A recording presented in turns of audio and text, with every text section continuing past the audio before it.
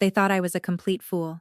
My husband and his relatives conspired to marry him off to his mistress right during their family gathering, unaware that, at that very moment, I was signing the purchase agreement for our mansion for $1,200,000. When my husband returned from his business trip, he screamed outside the gate so loudly that the neighbors peered out their windows. Of course, discovering that your luxurious home already has a new owner is no laughing matter. And the real wedding gift from his lawful wife was just beginning. Veronica Olegovna Knyazeva clicked send and leaned back in her chair with a sigh of relief, as if she had just run a marathon. The Alta Design Project Bureau office had been silent for hours. Colleagues had long gone home to warm dinners and family chores. But she, as always, had stayed late into the night.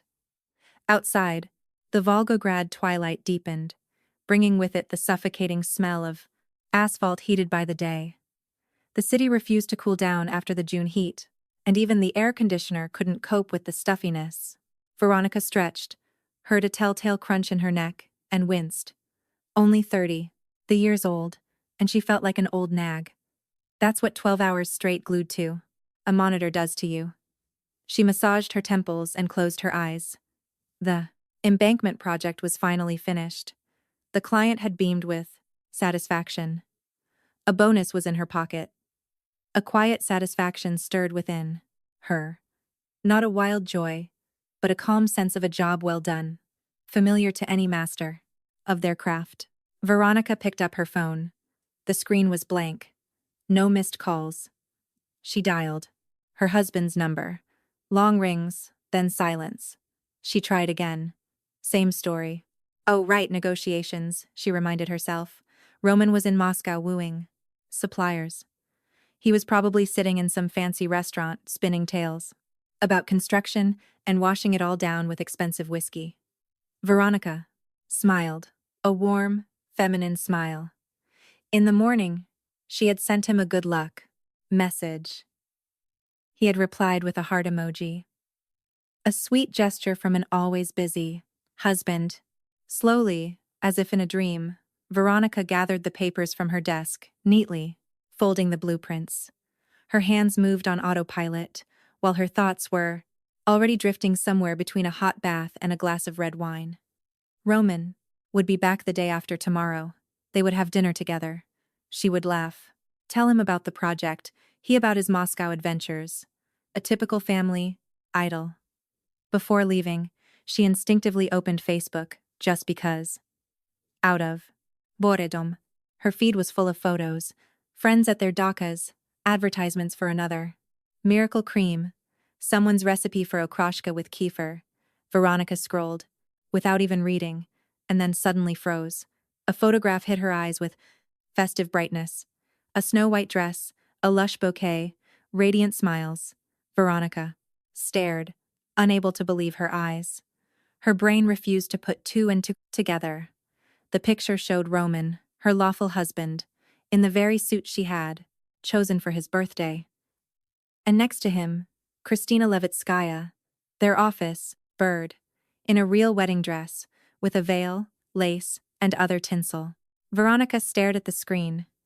Her heart beat evenly, almost too evenly for such a moment. This is some kind of nonsense. Maybe a costume party or a photo shoot. For an advertisement? Her brain frantically searched for any reasonable explanation. But the photo wasn't just of the newlyweds. All of Roman's relatives were there. His mother, his sister, his nieces and nephews, and even some distant cousins from Saratov. All dressed up, all with glasses, all beaming with happiness. Veronica slowly, afraid of scaring away the delusion, looked at the author of the post, Inna Borisovna Knyazeva herself. Her hands trembled betrayingly. The caption under the photo read, "Congratulations to our dear Roma and sweet Kristina. You finally decided to take this important step. May your family be strong and happy." Finally decided. The words pierced her consciousness like hot needles. So, this wasn't thought up yesterday. They had planned, discussed, and prepared. And, all this time, she, the naive fool, had worked like a beast of burden, providing for the family.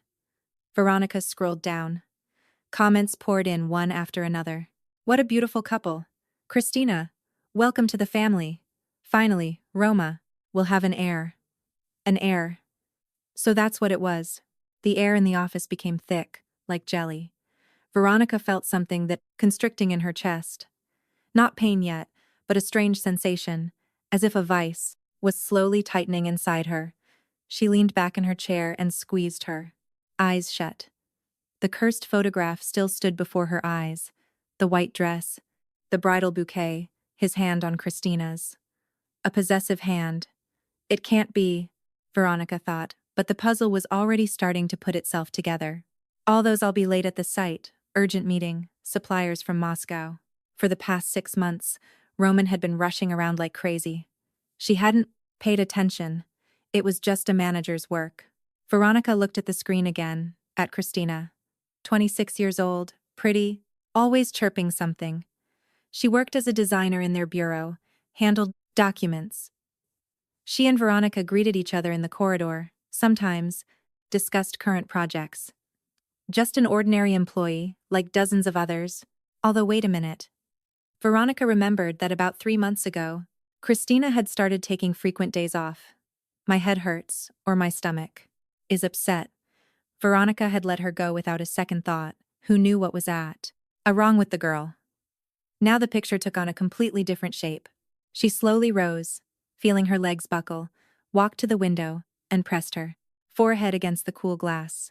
Below, shop lights blinked, rare cars scurried by. An ordinary evening in an ordinary city. Only her ordinary life had just fallen apart. A wedding ceremony, Veronica whispered. Not an affair, not a beeple. Fleeting infatuation. A wedding, damn it, with guests, relatives, and a photographer. They must have really pulled this off. Suddenly, she felt cold, even though the office was stuffy like a bathhouse. The cold rose from somewhere deep inside, filling her entire body. Veronica returned to her desk and opened her banking app. Joint account, $110,000. Her salary, bonuses, all their savings. Both had access, like a normal family. Then, corporate accounts. She scrolled through the statements and stopped at the latest transactions. Roman's business trip, $1,800 for a trip to Moscow, but the planned company had already paid these expenses. Veronica clearly remembered Roman, begging her for additional money for entertainment. Double bookkeeping, damn it. He had played her for a fool. Veronica put down her phone and slowly exhaled. A picture formed in her head, clear as a blueprint. The house on Parkovaya for $1,200,000 in her name. A sports car for $130,000 in his. She was paying the mortgage. She was maintaining. On the car, too. She gave her mother-in-law $1,300 every month for household expenses. Family trips to the south were also paid from her pocket. A cash cow. An ATM with unlimited access. Something inside Veronica clicked, not broke, but fell into place, like the last cog in a mechanism. No tears, no desire to smash furniture, only icy, crystal, clarity. She wasn't just dumped, she was scammed like a sucker, systematically, cynically, on a grand scale. And now they were probably clinking champagne, glasses, celebrating their victory. Veronica looked at the computer screen, at the folder with the completed project. By education, she was a financial analyst. By calling, an architect. She knew how to calculate risks and find a way out of any deadlock. Well, it was time to take on the main project, her own life. She packed her things. Laptop, tablet, document. On her way out, Polina called out to her. Veronica, why are you so pale? Need a ride? Veronica tried to force a smile. Just tired. I'll get home, don't worry. In the underground garage, she got into her car, but couldn't drive off. Immediately. Her hands clutched the steering wheel, her gaze fixed on the steering wheel. Concrete wall. Veronica took out her phone and dialed her mother-in-law's number. Inna Borisovna answered immediately. In the background, there was a Laughter, clinking dishes, drunken voices. Hello, Veronica. Inna Borisovna. Good evening. What's all the fun? Her mother-in-law stumbled for a second. Then, waving off the conspiracy, she blurted out, Roman and Christina's wedding. A family celebration. Veronica closed her eyes. I see. Veronica, you're a smart woman. You should understand. Her mother-in-law's tone changed sharply to a lecturing one. Roma is not to blame for you only. Thinking about your career. A man needs an heir. A continuation of his lineage. All you have are projects and blueprints. There it was. 7 years of marriage. 7 years of trying. 7 years of humiliating doctor's visits. The diagnosis of infertility of unknown origin had come 3 years ago. Roman had hugged her then, and sworn that children weren't the most important thing. He lied. So, you all knew? Veronica's voice sounded surprisingly calm. Well, of course, we're family. We support Roma. He's a man. He needs to continue his lineage. And you? Her mother-in-law paused dramatically. You're good, of course, hardworking, but that's not enough. Veronica slowly unclenched her fingers and ended the call. She sat motionless, staring into the darkness. So, conspiracy. An entire family council had decided her fate behind her back, because she was just a defective cow who faithfully gave milk but couldn't bear a calf. Nausea rose in her throat, but Veronica composed herself.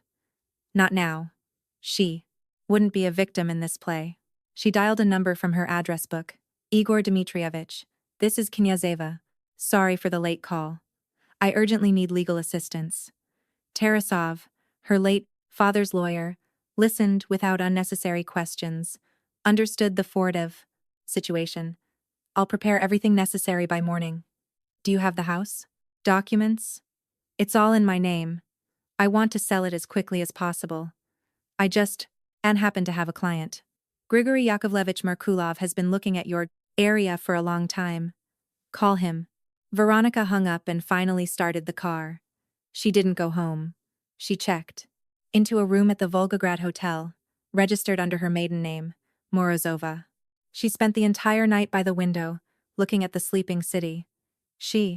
I remembered how 7 years ago, she and Roman had sworn eternal love to each other, how she had tried to be an ideal wife, how she had listened to her mother-in-law's lectures on feminine wisdom, how her father had warned her.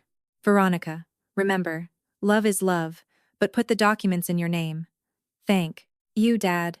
At least you taught me that much. By morning, her decision was final. Not just to divorce, but to see it through, to court if necessary.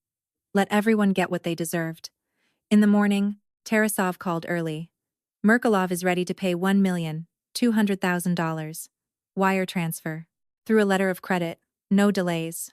When do we sign? This afternoon. Registration with the Rosrester will take a week, but we'll complete the documents immediately. Veronica met Merkulov at the lawyer's office. A respectable man in his 50s, with a sharp gaze. His lawyers meticulously examined every line of the contract. Everything's clean? Merkulov clarified. Crystal clear. The house is registered only in my name. No encumbrances. Excellent. Veronica signed with a steady hand. This wasn't a loss. It was liberation. The house that was, it's supposed to be their family nest, had turned out to be a backdrop for betrayal. A week after the transaction was registered, she went to the bank. In the VIP lounge, they confirmed the deposit of $1,200,000 into a new account. Veronica nodded and opened the app. Joint account. The same $110,000. With one swipe, she transferred everything to her personal account, then blocked Roman's cards. Immediately? The employee asked again. Right now. Veronica leaned back in her chair, imagining Roman trying to pay with his card in some restaurant. And the card declining. Again and again.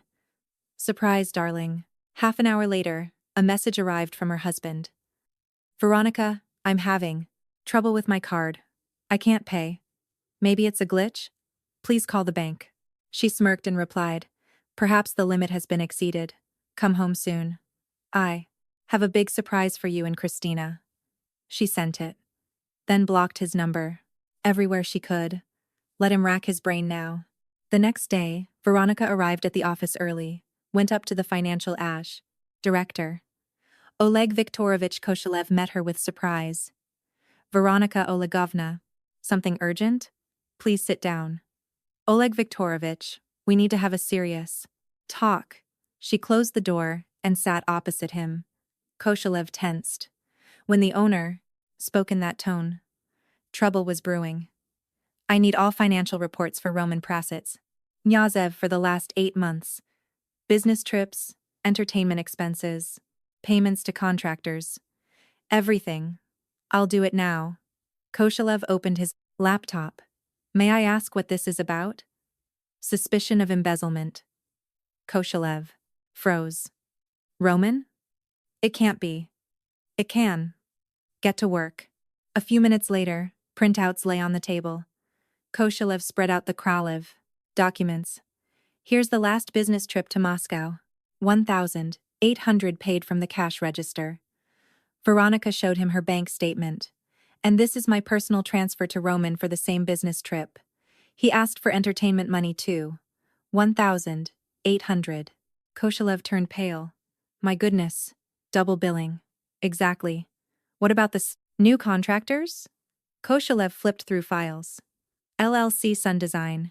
Payments for the last 8 months. From $22,000 to $54,000 monthly. Roman personally oversaw it. Total amount around $350,000. Veronica leaned back. $350,000. Damn it.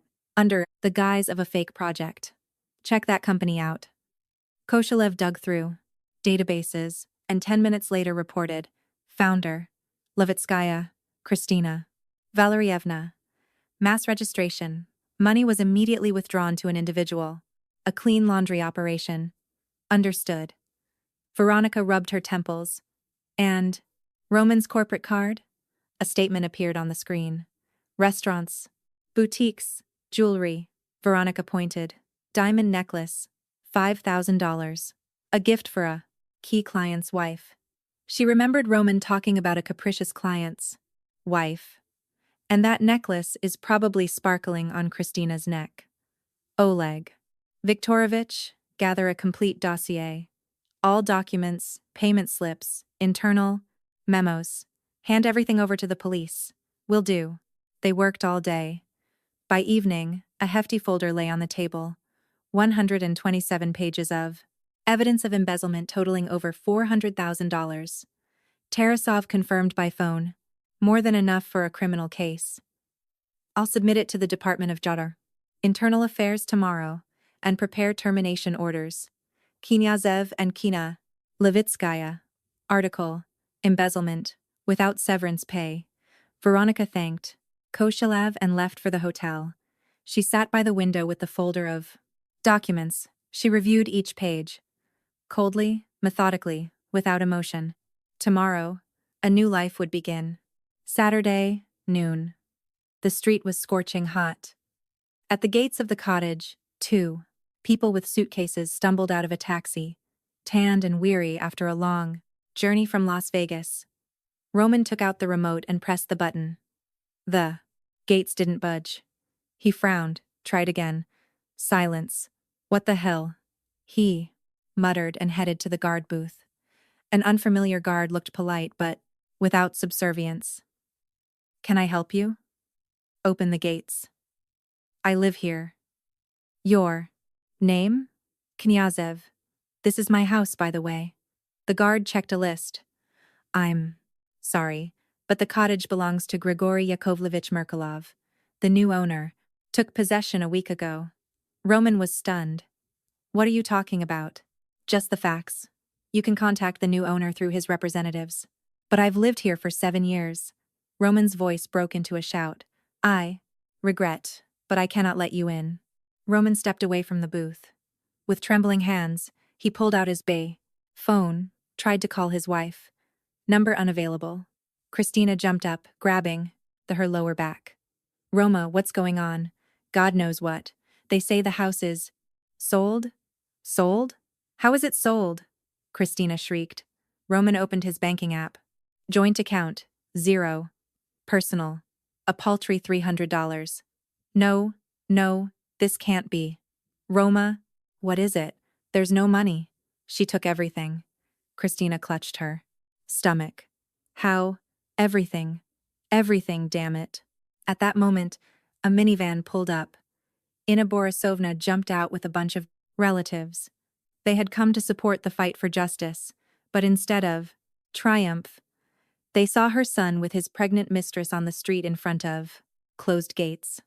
Ramochka, what happened? Inna Borisovna rushed to her son. Mom, she sold the house. Veronica sold our house. How could she sell it, without your knowledge? It was in her name, Roman mumbled. Inna Borisovna opened her mouth, then closed it. The relatives exchanged glances. But you said the house was joint property. I thought she would re-register it. We were a family.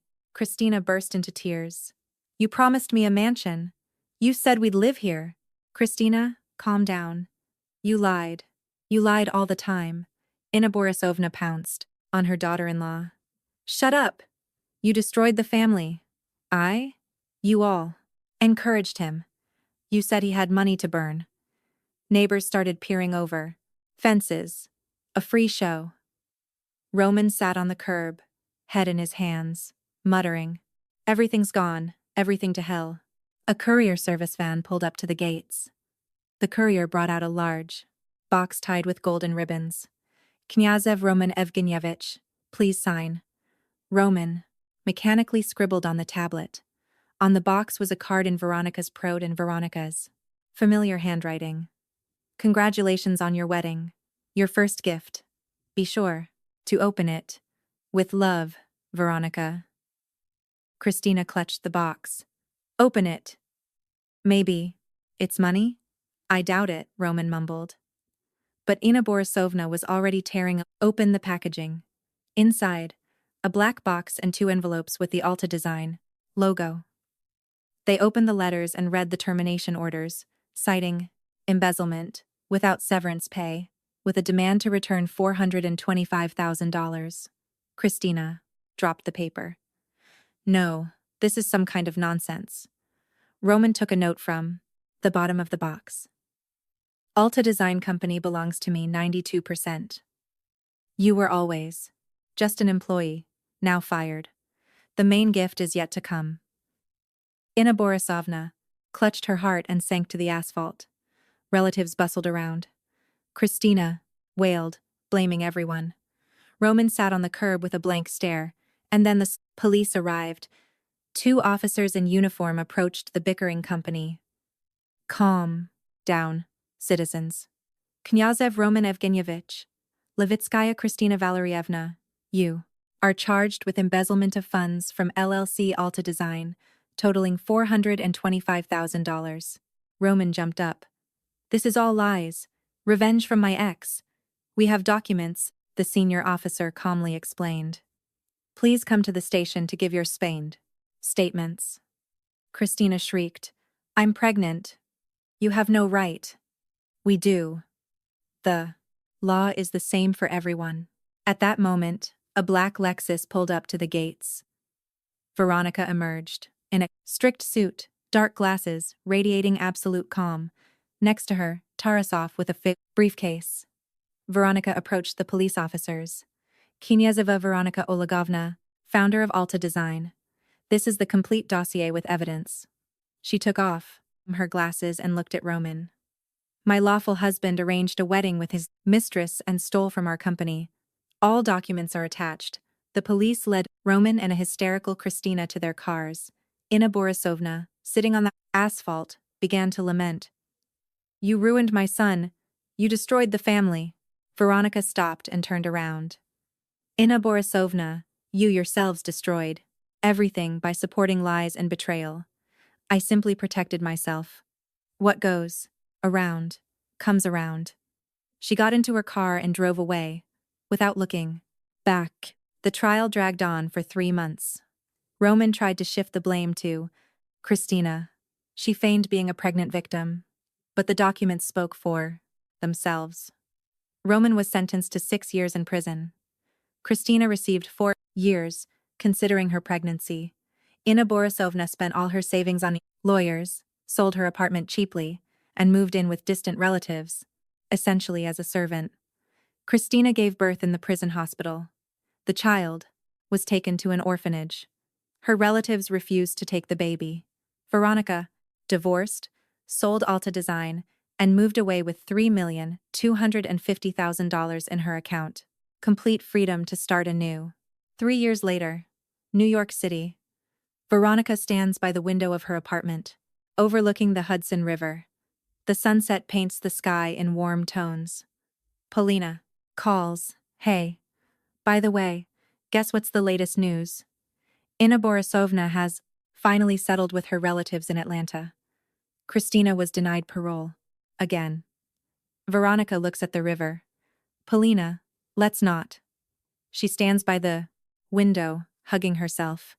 Inside, there is deep calm, not gloating, but an acceptance of the fact that everyone got exactly what they deserved.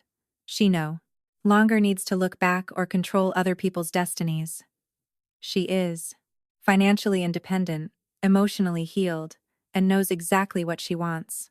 This is her true victory, not over someone specific, but over her own pain and fear. Veronica takes a sip of tea and looks at the river again. Tomorrow will be a new day, a new meeting, a new story. And there is no better karma in the world than to start life anew.